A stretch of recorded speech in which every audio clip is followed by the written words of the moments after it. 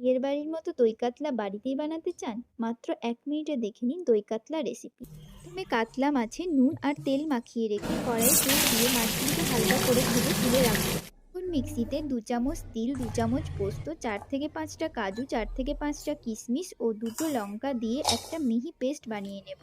এবার মাছ ভাজা তেলে তেজপাতা, শুকনো লঙ্কা ও গোটা গরম মশলা ফোড়ন দিয়ে 2 চামচ পেঁয়াজ বাটা দিয়ে ভেজে নেব। চামচ চিনি দিয়ে দেব। এবার আদা রসুনের পেস্ট দিয়ে আরও 5 মিনিট মতো রান্না করে নিতে হবে। 3 চামচ টক দই ভালো করে ফেটিয়ে নিয়ে কম আঁচে মশলা ভালো করে কষিয়ে নিতে হবে। লঙ্কার গুঁড়ো, জিরে গুঁড়ো, ধনে গুঁড়ো দিয়ে মশলা থেকে তেল বেরোনো পর্যন্ত রান্না করে নিতে হবে। এবার যে পেস্টটা বানিয়েছিলাম ওটা দিয়ে কিছুক্ষণ ভাজার পরে তেল ছেড়ে এলে গরম জল দিয়ে ঝোল ফুটে যাওয়া পর্যন্ত অপেক্ষা করতে হবে। ফুটন্ত ঝোলে মাছগুলো দিয়ে 5 থেকে 7 মিনিটের মতো রান্না করে নিতে হবে।